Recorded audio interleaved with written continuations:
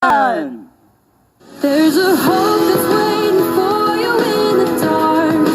You should know you're beautiful just the way you are. You don't have to change a thing, the world could change its heart. No skies, see you're beautiful. We're stars and we're beautiful. You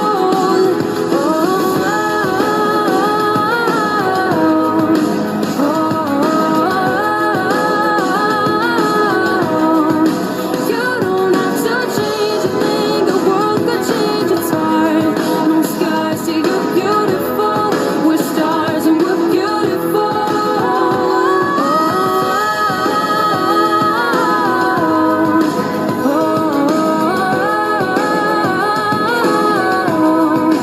You don't have to change a thing, the world could change its heart. No skies, see you're beautiful. We're stars and we're beautiful.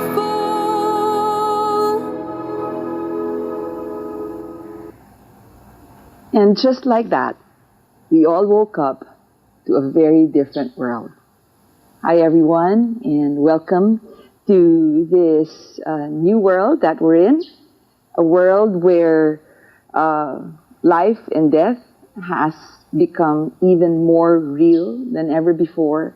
A world where even just the very essence of breathing, right, has become something that we're all very conscious of, where COVID-free air has become a dream, and living in an open space has become a luxury.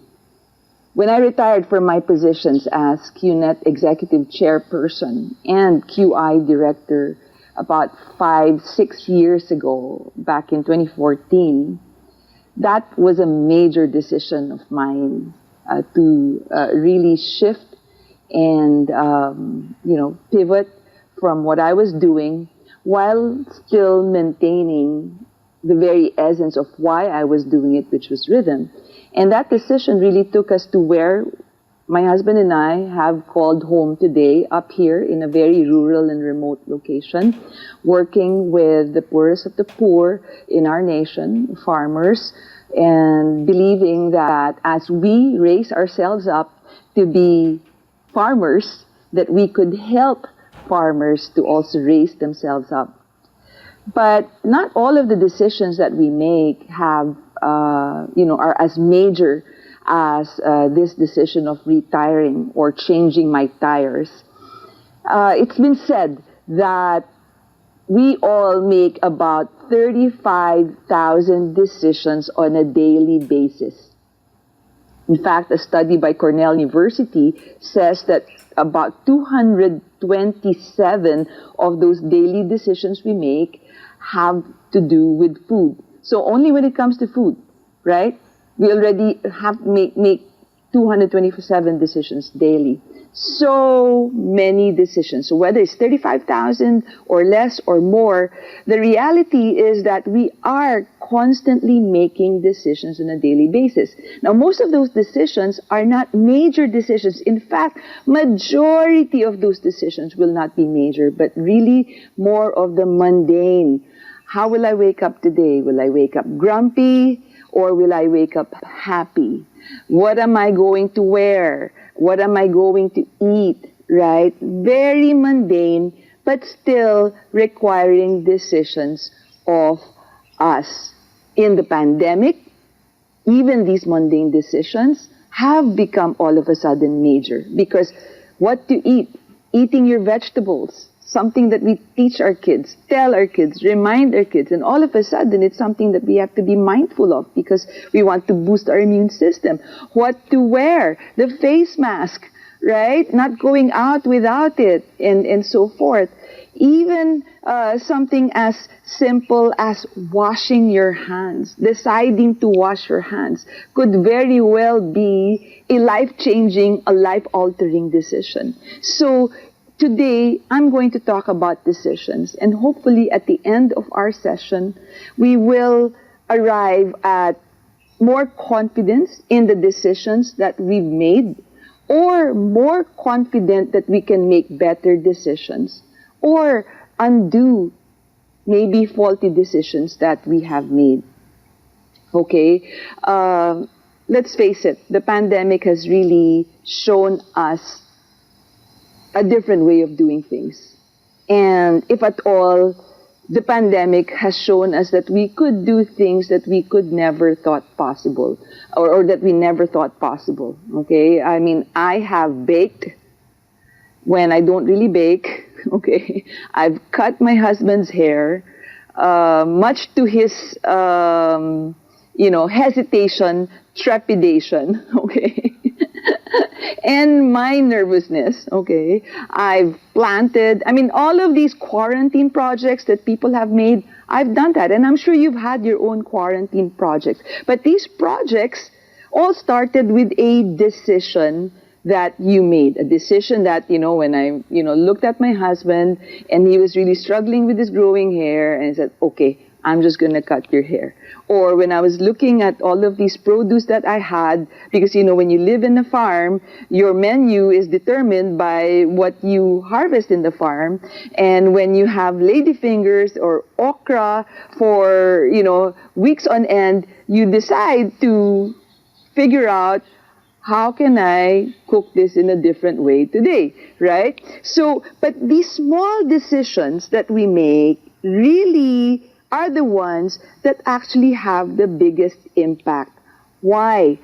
Because each small decision actually has what they call a compound effect. If you were to choose to eat fried chicken with rice for lunch today, that's not really going to make any difference. You go on the weighing scale tomorrow, I don't think you would have gained weight. I mean, if you take a blood test, tomorrow, I don't think it's going to reflect in terms of your cholesterol levels or whatever. No effect whatsoever. And so the tendency is, when we look at these small decisions, we say, oh, you know what? It's very small. It's non-bearing, no impact, and so it's okay to do it. However, okay, when we realize that these small decisions that we make do have a compound effect, like interest in the bank, they compound. Imagine if you decided to eat fried chicken with rice on a daily basis for the next 1 year. Would that have an effect in terms of your weight, in terms of your cholesterol levels, maybe even in terms of your joint, and whatever? Most definitely. Okay? The other thing that small decisions have are what they call the ripple effect. So apart from a compound effect, these small decisions that we take for granted and we easily make also have a ripple effect. It's like a domino where you just push one and it will now trigger a string of actions and reactions that you might not be able to have control over anymore. So this V Convention Connect, we, your uplines, would like you to learn how to make better decisions, especially in the small things. How do we do that? I'd like to share 3 things with you today. Firstly, we make better decisions by deciding to focus and not to drift. Yes, in this time, there's so much happening around us. It's like everything is topsy-turvy. The currents are strong. The winds are very strong in terms of change, in terms of trends, in terms of predictions, in terms of even information, just the amount of information we get, right? There's just so much pressure, left, right, and center.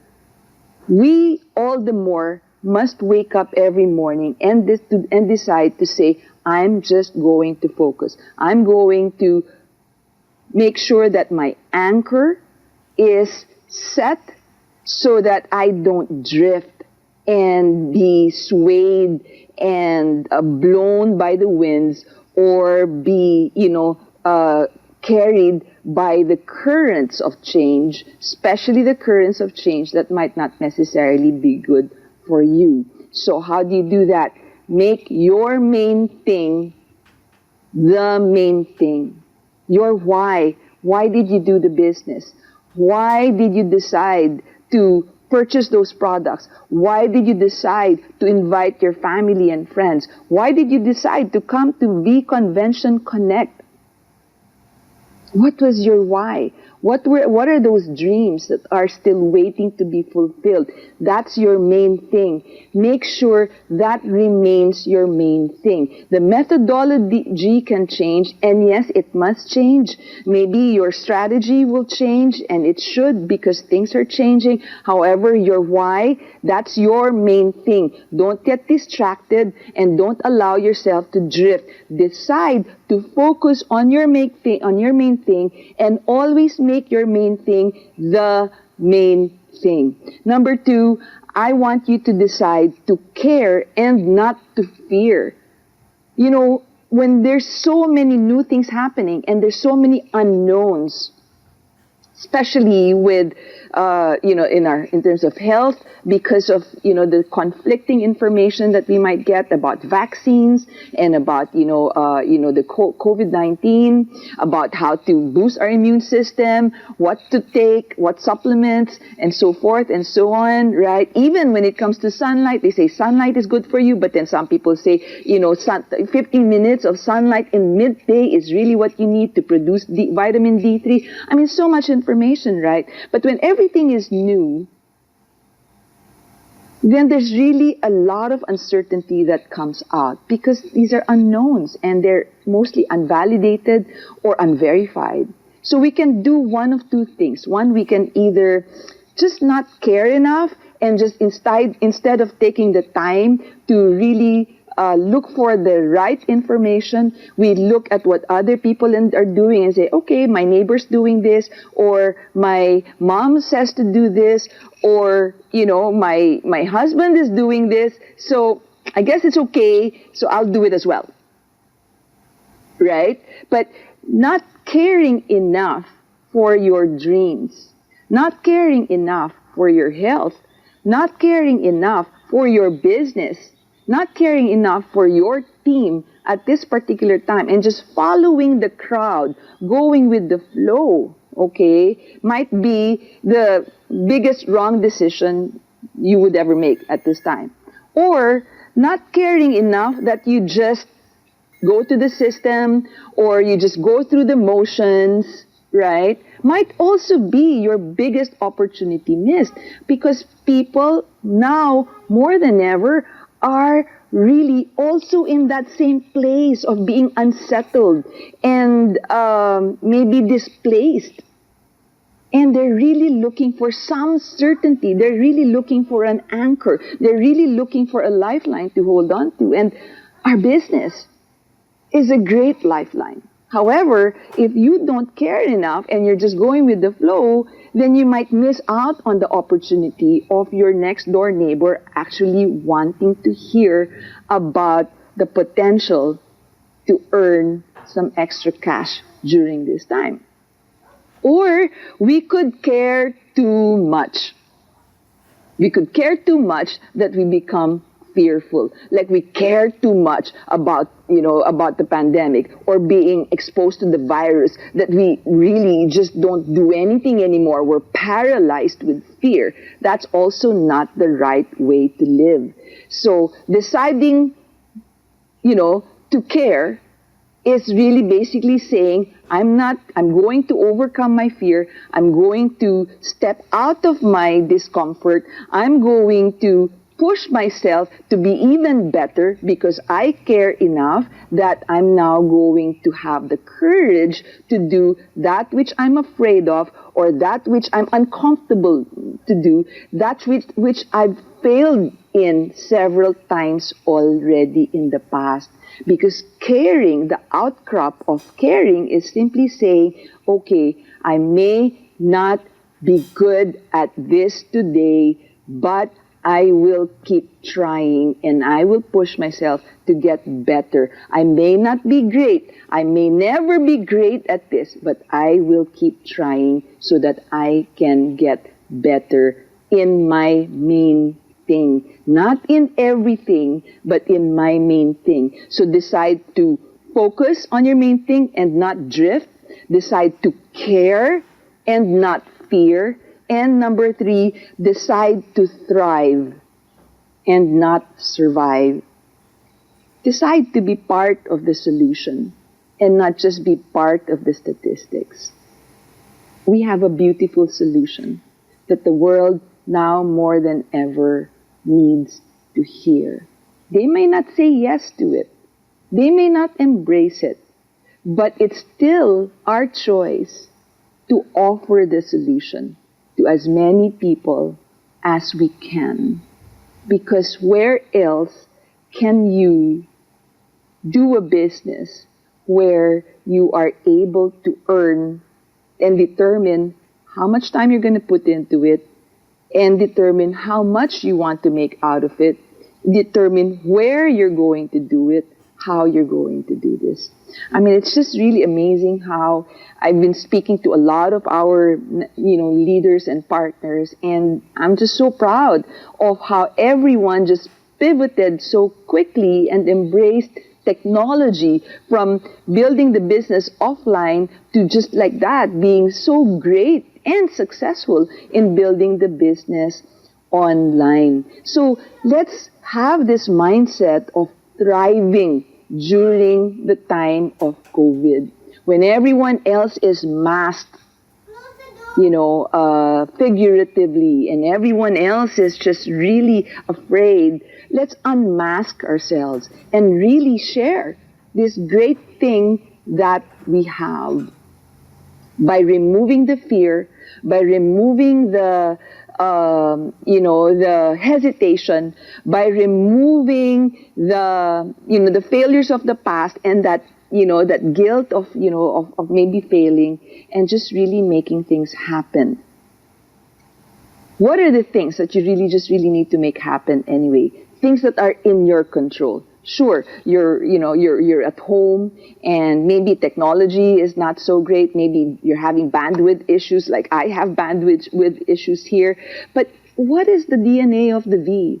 Dr. Sri always teaches us: adapt, adjust, accommodate, right? And today, now more than ever, the world is really looking for adaptive leadership. That's what we do. That's who we are. That's part of our DNA, being able to adapt to the current times. And not just being able to adapt to the current times, but really pushing things so that we even take things beyond the new norm into a better normal. So thriving in this time is part of our DNA, not just surviving. Okay, I know Jack Ma said, if you just survived and remained alive in 2020,